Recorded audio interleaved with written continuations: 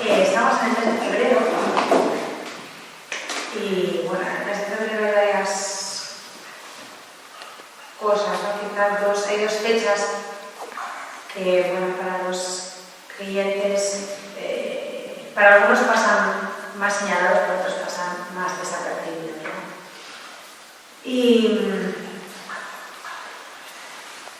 Y bueno, una de las fechas que ya ha pasado ha sido la de... No, ha pasado, es un tema que viene. Es el Día del Ayuno Voluntario que organiza Manos Unidas, la campaña contra el hambre. Y otra fecha así que se ha comercializado mucho, se ha canalizado mucho, es la del 14 de febrero, ¿no? El Día de los Enamorados. Y bueno, pues es una fecha que, como os digo, se ha banalizado mucho. Luego, por otro lado, nos ha venido en España siempre fue el Día de los Enamorados, San Valentín, punto. Y ahora de repente, pues yo no sé si ha sido también por la influencia de inmigrantes sudamericanos a España o porque, pero ahora se habla muchísimo del Día de la Amistad. Aquí nunca fue el Día de la Amistad, no había Día de la Amistad, era el Día de los Enamorados. Y yo así lo sigo viendo, ¿no? Y así lo sigo viviendo. Y la gran pregunta que me quiere hacer un creyente es de qué o de quién estoy enamorado. Evidentemente, si un creyente ha sido llamado a la vida conyugal, obviamente debe estar enamorado de su cónyuge. No del vecino de enfrente ni de nadie más, ¿no? Pero lo que sí es cierto es que lo que no se puede es vivir la vida sin estar enamorado. La vida no sin amor, sino sin estar enamorado, no tiene sentido, no tiene fuerza, no tiene sabor, ¿no?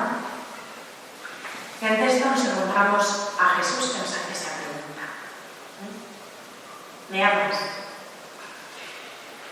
Y leemos en el Evangelio de Juan, la pregunta, ¿no? Juan 21, 15-19, que dice: después de comer, Jesús dijo a Simón Pedro: Simón, hijo de Juan, ¿me amas más que estos? Pedro le contestó: sí, Señor, tú sabes que te amo. Jesús le dijo: apacienta mis corderos. Por segunda vez le preguntó: Simón, hijo de Juan, ¿me amas?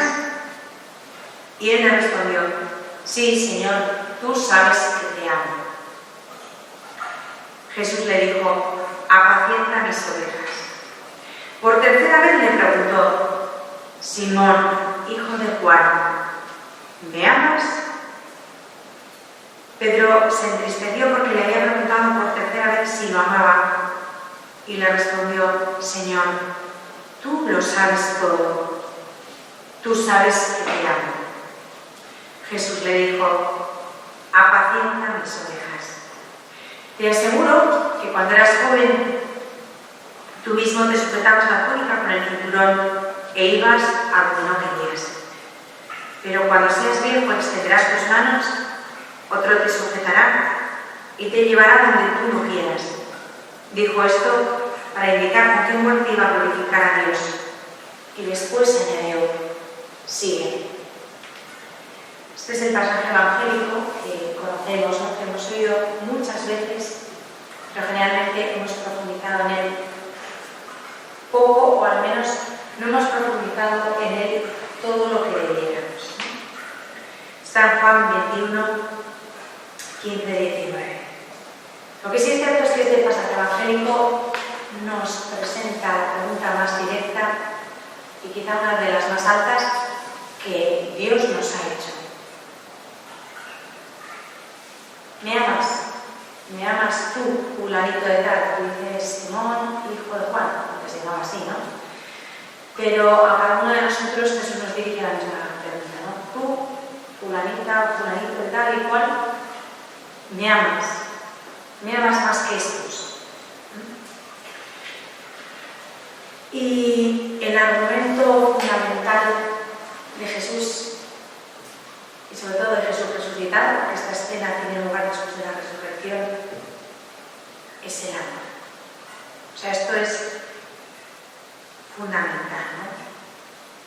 Y es muy bonito y muy conmovedor pensar que Jesús resucitado, precisamente resucitado, humilde, sigue humillándose después de haber resucitado, después de haber vencido, después de haber triunfado, permanece humilde y humillándose y permanece implorando siempre lo mismo, el amor de los hombres, ¿no? El amor humano. Parece que ya, habiendo resucitado, podría decir, mira, ya misión cumplida, ya he hecho lo que tenía que hacer, ya os ha quedado claro quién soy yo, quién manda aquí, quién es Dios, quién os ha redimido y quién es capaz de resucitar después de la muerte, que soy yo solo, pues ya, no, pues después de todo su triunfo, Jesús resucitado permanece llamando, permanece implorando, permanece suplicando el amor del hombre. Y es antes de la ascensión, es después de la resurrección, pero antes de la ascensión, como si Jesús, yo no digo que sea exactamente así, ¿no? Pero da la impresión de que Jesús quiere irse al Padre con la tranquilidad de ser amado, de saberse amado, pero sobre todo con la tranquilidad de haber reconciliado a Pedro consigo mismo y con Jesús. Porque Pedro estaba fatal, Pedro tenía un dolor ahí, ¿no? Pedro tenía un dolor profundo y le cuesta asumir su error, su metedura de pata, su traición. Y Jesús se acerca a él, le busca y le brinda esa oportunidad de reconciliarse y de confesar su amor, de confesarle a Jesús resucitado su amor. Jesús sabe que Pedro necesita, para recuperar la paz y reconciliarse con él, profesarle amor y decirlo públicamente, ¿no?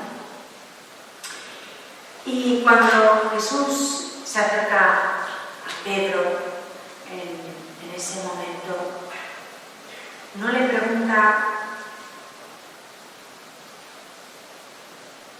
Pedro, ya lo has pillado, ya te has enterado, has entendido ya por fin mi mensaje. Pedro, conviene que te enteres porque si no, a ver cómo vas a apacentar a mis ovejas. Pero, a ver, ¿te has enterado de que ya he resucitado, de que he vencido? ¿Has comprendido que he muerto, que he resucitado, que soy el Hijo de Dios? ¿Te has aclarado de todo eso? Jesús no le dice nada de eso. El encuentro de Jesús resucitado con Pedro deja todo al amor. Lo único que necesita Jesús para irse tranquilo es la confesión del amor de Pedro. Y el resto, pues ya el Espíritu Santo se encargará. Pero Pedro va a ser piedra y va a ser roca y va a ser cimiento sólido si ama a Jesús. Y el resto vendrá dado por añadidura al Espíritu Santo lo hará. No proyecta nada, no busca otra cosa. Jesús deja todo al Espíritu, al amor y al Espíritu. Se va y nos deja una pregunta. ¿He suscitado el amor entre vosotros? ¿Me amáis? Parece que Jesús dice: ya sé que no os fiéis un pelo de vosotros mismos, porque me habéis abandonado, me habéis traicionado, porque os sentís seguros. Por eso hay que buscar el amor primero y ya con eso tranquilamente dejo en vuestras manos el Evangelio. Quizás esta es una de los aspectos más profundos de este pasaje evangélico y nos paramos muy poco a considerarlo así, ¿no? A pensarlo así. Y si ahora nos centramos un poco en la escena, ¿no? Como diría San Ignacio, vamos a imaginar aquello, a recrear aquella escena. Los apóstoles están trabajando. Jesús ha muerto. Es como si hubieran cerrado un paréntesis en su vida. Y se han vuelto a hacer lo que hacían antes, porque tampoco sabían hacer otra cosa. Entonces han vuelto a pescar, ¿no? Han vuelto a su vida anterior, a hacer lo que hacían antes y que seguían pescar.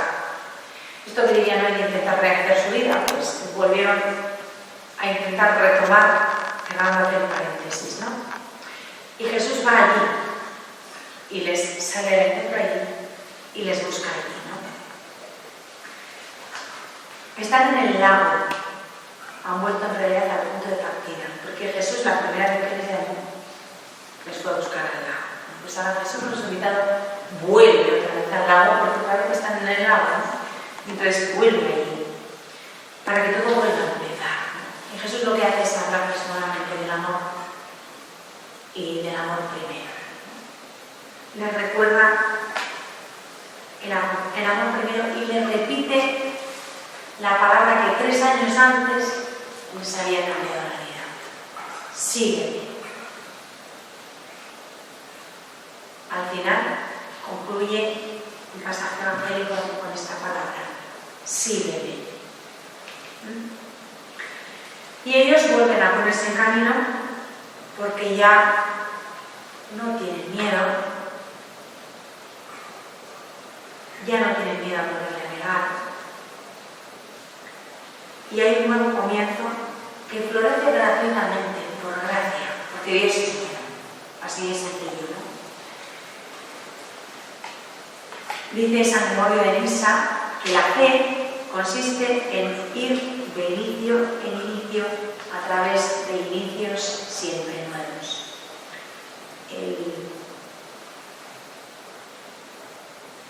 El padre Tomás Morales tiene una frase que a mí me gusta mucho.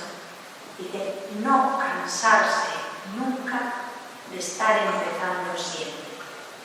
Porque nos solemos cansar muchísimo, ¿no? Otra vez he vuelto a hacer lo mismo, otra vez he vuelto a decir la misma cosa, otra vez he vuelto a meter la pata de la misma manera, otra vez, y otra vez tengo que volver a empezar.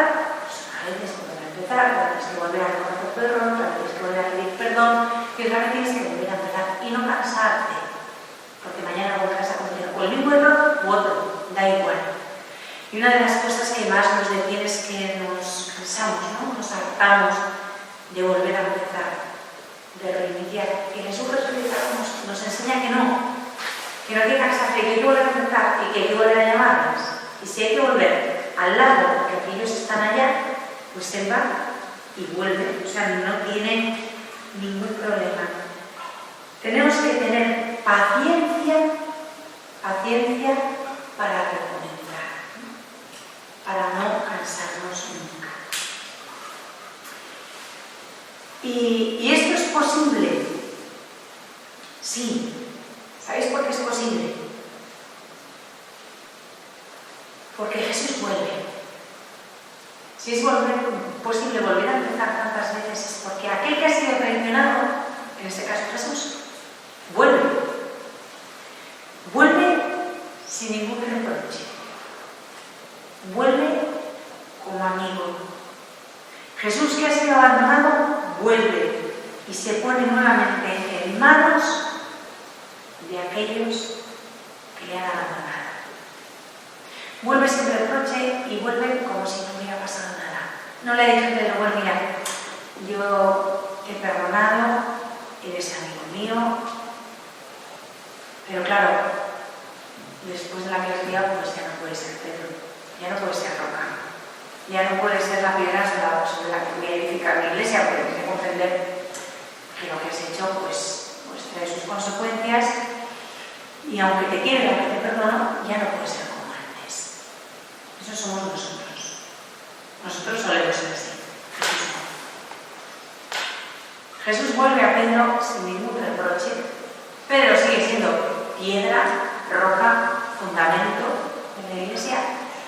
Y lo único que Jesús le pregunta es eso: ¿me amas? ¿Me amas más que estos?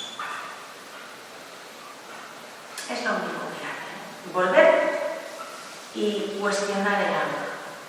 No cuestiona la lealtad, la fidelidad, no reprocha, solo pide el amor. Es que en definitiva dependemos de su amor. Sí, cada vez lo veo más claro. No dependemos de nadie más ni de nada más, ¿no? Sino del amor de Él. Si pensamos, si pasamos una hoja hacia atrás en el Evangelio, hemos leído, la cita es Juan 21, 15 y 19, ¿no? Pues si damos una vuelta hacia atrás en el Evangelio y vamos a la página anterior, Juan 21, 3, leemos que Pedro, de motu propio, que nadie le había mandado, suelta la siguiente perla: voy a pescar. Pero no va a pescar lo que Jesús le había dicho que tenía que pescar. Jesús le dijo: ven conmigo. 3 años antes le había dicho: ven conmigo, Simón, y te haré pescador de hombres. Y a partir de ese momento se tiene que dedicar a esa pesca. Después de la resurrección, después de su traición y después de la resurrección, Pedro dice: voy a pescar. Pero no lo dice en el sentido de voy a pescar como Jesús me dijo pescar, sino voy a mi vida interior. ¿Por qué? Porque he metido la pata hasta el zancajo. Esto no tiene arreglo, porque ¿cómo va a tener arreglo en aquel día? Entonces, pues, fin de una bonita historia, me rindo, tiro la toalla y voy a hacer lo que hacía antes. Yo lo único que sé, pescar. Voy a buscar también las redes, la barca, y cierro paréntesis, podría haber sido una bonita historia, sonaba genial, yo era roca, pero la lié de tal manera que esto no me arreglo. Sí que es verdad que la he resultado porque lo he visto y esto, pero que la he liado de tal manera que me rindo, que esto no puede ser, así que voy a pescar. Página anterior es lo que le dice: voy a pescar. Terrible afirmación. Porque es decir, no tengo remedio, voy a la anterior. Todo se ha cambiado. Y claro, esto suele ser por osmosis contagioso. Los otros 6 que estaban con él dijeron: pues nosotros también vamos contigo. Si es que es el más espabilado para pescar, pues no sé qué vamos a hacer. Aquí sin patrón ni, pues a pescar todo el mundo. Al final, pues, y suele pasar, cuando alguien abandona a Jesús, casi nunca le abandona solo. Desgraciadamente, alguien más va, ¿no? El tentador es muy listo, no tienta el tonto del grupo. Tienta el que de alguna manera es el líder, para que yéndose arrastre a otros, ¿no? Y entonces, pues los otros 6, que tampoco estaban muy acá, allá, la cosa es que todos le habían visto lo que había pasado con los demás, que había metido el dinero en las llagas, que había tocado el costado y tal, y bueno. Los demás habían contado, María Magdalena había contado. O sea, que le habían visto, que no era una cosa, pero sí, habían visto que había resucitado, pero la resurrección no les había llegado ni gozo ni esperanza. Seguían anclados en su falta, ¿no? En su traición, en su cobardía, y se rinden, no le ven remedio a aquello, y entonces dice uno: vamos a pescar, y pues todos a pescar, y van a hacerlo esto, no sabían ni para dónde tirar. Y entonces, arrinconando la alegría, los sueños, cerrando el paso al gozo de la resurrección, se suben a la barca y se ponen a intentar pescar, porque no pescaron nada. ¿No? ¿Qué iban a pescar? Si ya no podían. Es una noche sin estrellas, una noche amarga, donde en cada movimiento de la barca y las horas vivían naufragar su sueño, su ilusión, su alegría, lo que en el fondo les había llegado al corazón. Entonces es una noche sin éxito, estupenda noche sin éxito, que Dios permite muchas veces en aquellos que huyen, que se escapan, para que comprendan que no se puede volver atrás, que puedes huir, pero ya no va a volver a ser como antes. ¿Por qué? Porque olvidar a Cristo es una fatiga inútil. Quien ha buscado a Cristo, quien ha conocido a Cristo, quien ha saboreado su intimidad, podrá huir, pero nada en su vida volverá a ser igual. Aunque vuelva a coger la misma barca, aunque vuelva a coger las mismas redes, aunque vuelva a intentar pescar, no pescará nada, porque la noche más oscura es huir de él, y el dolor más grande es intentar retomar tu vida anterior. Puedes intentarlo, pero ser plenamente feliz no se puede. Volver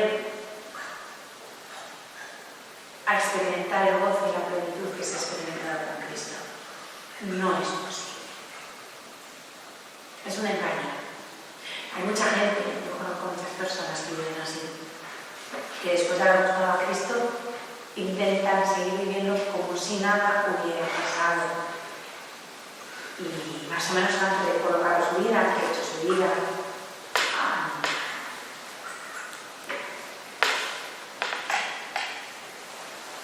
Han finalizado estudios, han encontrado buenos trabajos, humanamente tienen éxito, les va todo muy bien. Pero si tienes la ocasión de hablar con ellas en profundidad y preguntarle, ¿eres feliz? Me estoy acordando en concreto de una persona que me dijo, sí, me va fenomenal, me va muy bien, estoy muy bien. Y cuando ella comienza dije, no te he preguntado eso, que ya lo sé, sino si eres feliz, de verdad, feliz. Y me contestó, estoy muy bien, todo me va muy bien, no me puedo quejar. Ni siquiera soy infeliz porque tengo una cierta felicidad, pero ser feliz como lo fui en aquel momento de mi vida en que yo empecé a seguir a Jesús con aquella ilusión, con aquellas ganas y con aquel enamoramiento, no, así no voy a ser feliz y sé que no lo voy a poder ser. Y dije, bueno, me dije enhorabuena, por lo menos eres sincera, ¿no? Pero no porque no quiera, es que no se puede. O sea, quien ha buscado a Cristo, todo lo demás al final es insípido. Claro, pues que no te queda más remedio, pues sigues chupando caramelos sin azúcar. Pero no es igual, ¿no? Y la noche está de estos pobres colgados todo el tiempo, dale de pecho, la barca, pues es simbolismo claro, ¿no? que nos pone. De que no, a ver, que no se puede. O sea, no es que tú quieras o no quieras, es que intentar olvidar a Cristo es inútil, es imposible. Y claro, después de una noche divertida, sin pegar, empezando a pescar, sin pescar nada, amanece, albolea, o sea, nos vamos a casa sin una triste sardina, pero nos vamos, porque ¿qué vamos a hacer aquí? Si por la noche lo pescas, por el día menos, para que veas que los peces ven. Los peces normalmente ven, con la luz del día pues ven más. Y si ven el casco de una barca, pues no. Si no pescas de noche, de día menos.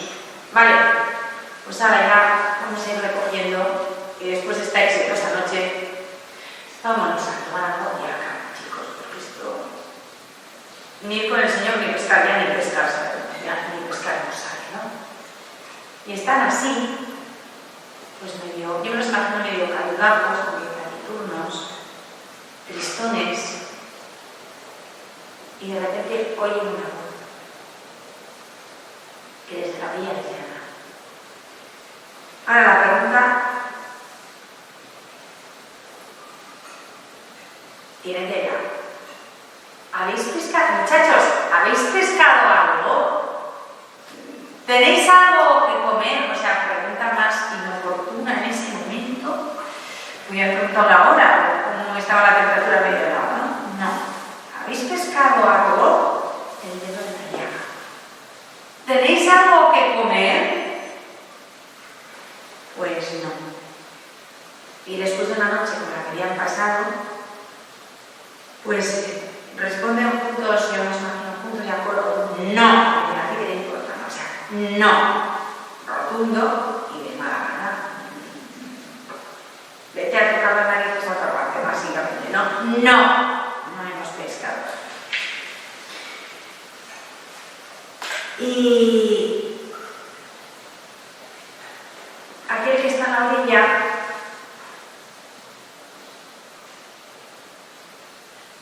les da instrucciones a ellos. Si sabrán ellos, llevan toda su vida pescando. Es lo único que saben hacer, aunque no se salió bien esa noche, por lo menos era lo único que sabían hacer bien.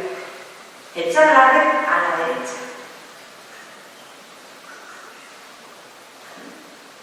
Ni a la derecha ni a la izquierda, si aquí no hay precio. Si llevamos toda la noche, si sabrá pero bueno. Y lo hacen. Y bueno, ya lo sabemos, ¿no? Pescaron tal cantidad que la 153 peces grandes y la red se rompía y no sé qué historia, ¿no? Y bueno, es un milagro, bien. El verdadero milagro no es la red llena de peces. El verdadero milagro es Pedro, que sin parar ni antes en nada más se arroja al agua, se lanza al lago. El milagro más bonito es la impaciencia de Pedro, la urgencia del amor que siempre tiene prisa. Cuando Pedro cae en la cuenta de quién es,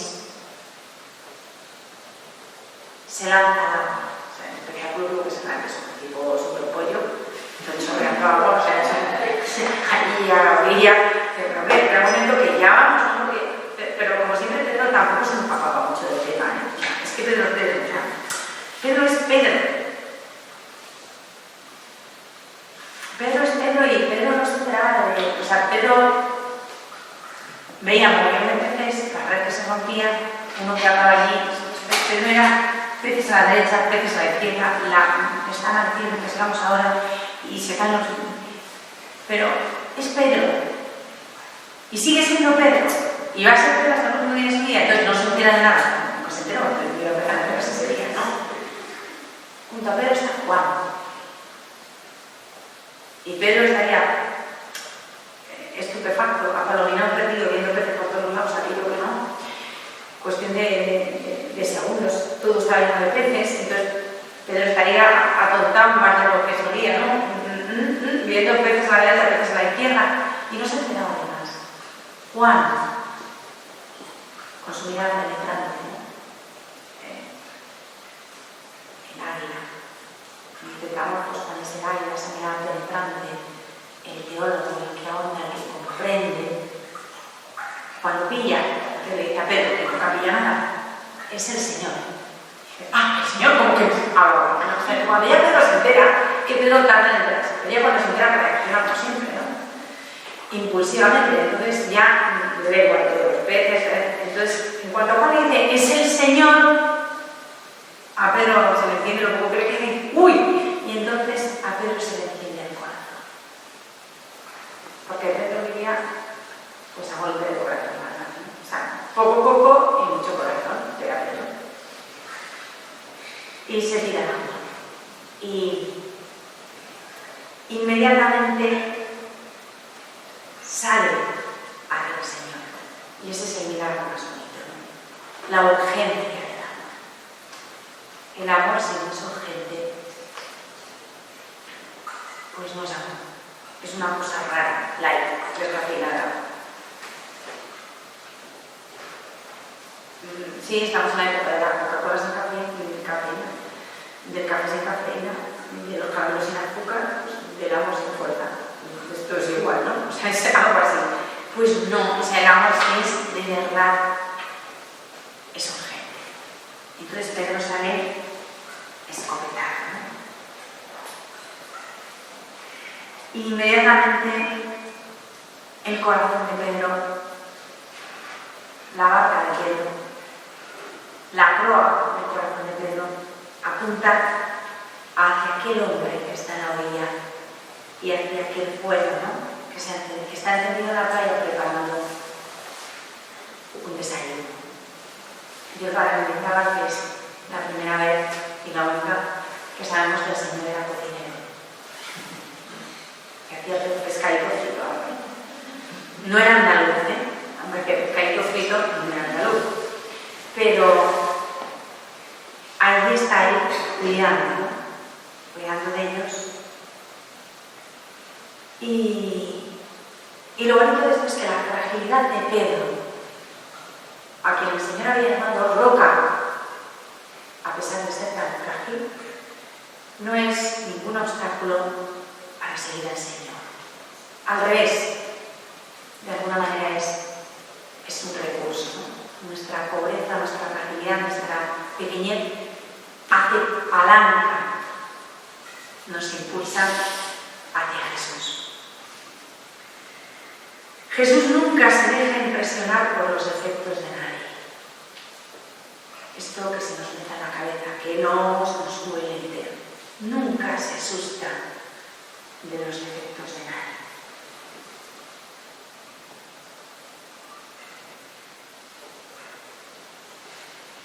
El milagro grande que contemplamos en este pasaje evangélico es la debilidad.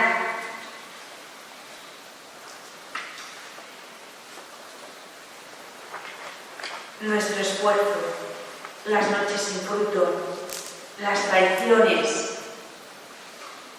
no son una objeción para Jesús, son una ocasión. Yo conozco gente hecha polvo porque son sus defectos, porque son un desastre, porque no quieren ser como son, que viven con una angustia diaria. Y lo difícil es convencer a esas personas de que el hecho de que sean así no es un obstáculo para Dios, sino un terreno apropiado. Es una ocasión para que Él nos renueve, para estar bien con el Señor, para comprender mejor su corazón. El que lo ha todo genial nunca comprende el corazón. ¿Por qué? Porque no necesita nada de lo que Jesús tiene en su corazón, porque ya lo tiene todo bien, ya se basa a sí mismo, ya es autosuficiente, ya es estupendo, ya es pluscuamperfecto, ya es guay. ¿Para qué necesita el amor, la ternura, la compasión, la misericordia que Jesús tiene en su corazón? Nunca lo comprende porque nunca lo experimenta, porque no lo busca, porque no lo necesita, ¿no? Mirad, los miserables, los pequeños, los pobres, somos los que mejor comprendemos el corazón de Jesús. Y esto no lo digo por echar una flor, por decir una chulería. Tiene fundamento evangélico. Y a Jesús le llena de gozo cuando dice: te bendigo y te alabo, Padre, porque te has complacido en revelar estas cosas, las que yo tengo dentro, a la gente sencilla. Y dice el Evangelio que Jesús no simplemente lo afirma, sino que lo dice en un momento de profundo gozo y lleno de gozo. Tú has revelado estas cosas, lo que tengo dentro de mí, a la gente sencilla, a los pobres, ¿no? Y contemplando, volvemos a Pedro en modo pollo saliendo del agua, chorreando, que va como un loco hacia Jesús. Pues contemplando esta escena podemos comprender que la verdadera santidad no consiste en una falta de pecados, en una fidelidad perfecta, sino que viene de un amor renovado,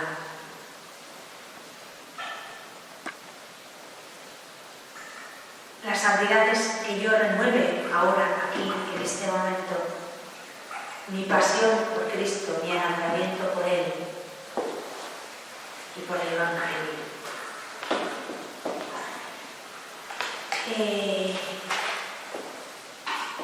Yo pienso muchas veces, y os lo he dicho ya un montón de veces, pero nunca había nada de recordarlo, en la definición que da Teresina de la santidad. La santidad no es hacer nada, no es hacer esto, lo otro o lo siguiente, sino es una disposición interior del propio corazón que nos hace pobres y sencillos en los brazos de Dios, conscientes de nuestra debilidad, pero confiados hasta la audacia en su bondad de Padre. El amor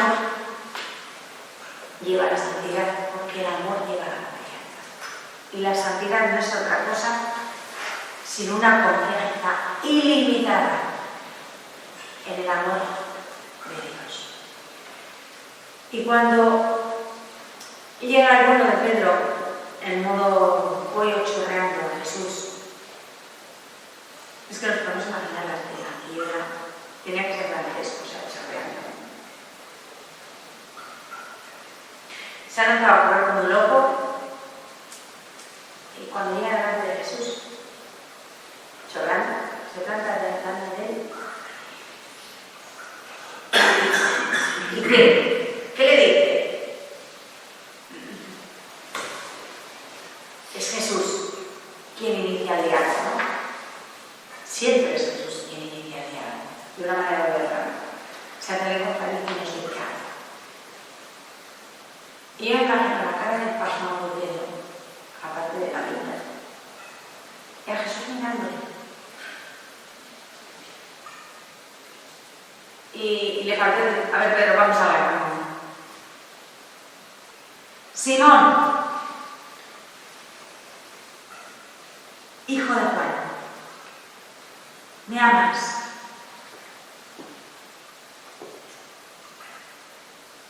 ¿Me amas tú ahora? En este momento, el día a día en la que leaste lo que hiciste, todo, déjalo. Ahora, aquí, tú me amas. Esa es la gran pregunta. Y esa es la pregunta del resucitado hoy también. A cada uno de nosotros. Tú, ahora, en este momento, me amas.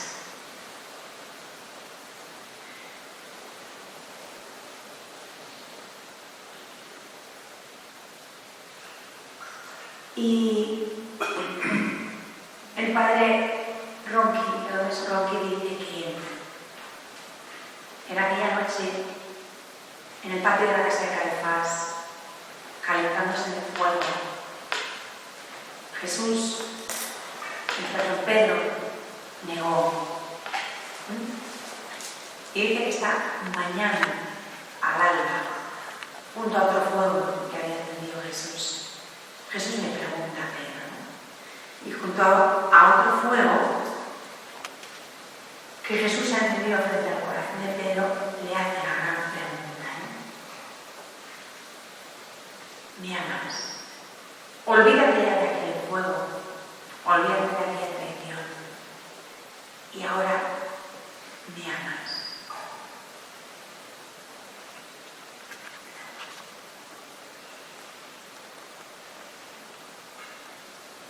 Y lo que le interesa a Jesús, ¿qué es? Volver a encender el fuego, porque a Pedro se le apagó de todo aquella noche. ¿Y cómo se enciende el fuego?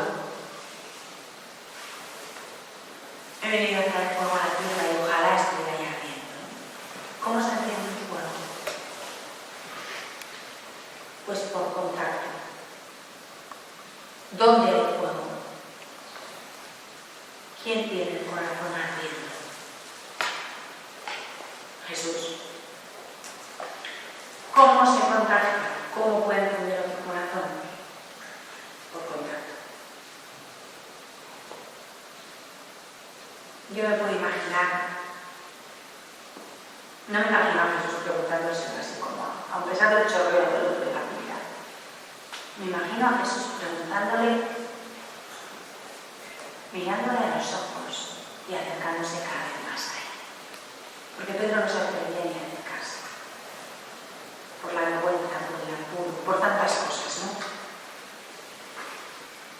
Y a Jesús que le interesa volver a encender el fuego, le interesa volver a encender el corazón de Pedro, le interesa resucitar el corazón de Pedro que está muerto desde la negación, ¿no? ¿Y cómo lo hace? Pues el corazón de Jesús resucitado se acerca hasta físicamente, en este caso, al corazón de Pedro y lo va calmando y lo va entendiendo. Por eso le pregunta con insistencia el ahora, porque eso le importa el ahora, no importa el pasado. ¿Me amas tú ahora?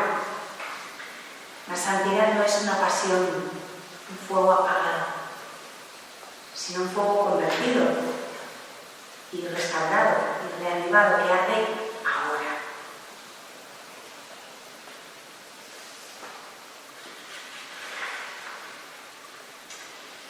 Y a la orilla del lago Jesús le formula 3 preguntas a Pedro. Y 3 preguntas que aunque parecen iguales no lo son. Son diferentes. Distintas cada vez. Y son como 3 etapas a través de las cuales se acerca poco a poco Jesús a Pedro. A su medida y a su entusiasmo que se vuelve frágil. Mira, Pedro es Pedro y fue Pedro hasta el último día de su vida, hasta el día que dice la leyenda que se le regaba de momento, tengo que decirlo, por favor, que si no, ¿qué hacemos? No, os acordáis, ¿no? La leyenda de Portugal es leyenda, pero desde luego le pega a Pedro. Vi una cosa así muy concreta de vida, me la pido. Y Jesús le tuvo que salir al encuentro y decirle, oye, que si te vas tú volver a Roma, que no vuelvan a crucificar, y dijo, pero vale, bueno, y no digo, no. Esto es leyenda, pero desde luego tiene mucho para encajar en una realidad, porque Pedro era así de mendrugo y fue así por lo visto toda su vida hasta el final, ¿no? Y no fue obstáculo para que fuera Pedro y para que fuera el primer vicario de Cristo. Bueno, pues Pedro, como era así, un temperamento muy vehemente, muy sanguíneo, subía como espuma y bajaba como espuma. Entonces, es el Señor, subidón, agua. Nada, sin pensar más, agua. Claro, luego se fue, llegó a la orilla y había el Señor cerca y dijo, ay, madre, ¿para qué hago? Entonces se le bajó la espuma. Ahora que le digo, ahora que hago, ahora como le miro, empezaría a mirar para abajo. Y Jesús, que le conoce y le ve venir, pues ve que se le está desenflando el entusiasmo y va bajando a nivel de Pedro con las 3 preguntas.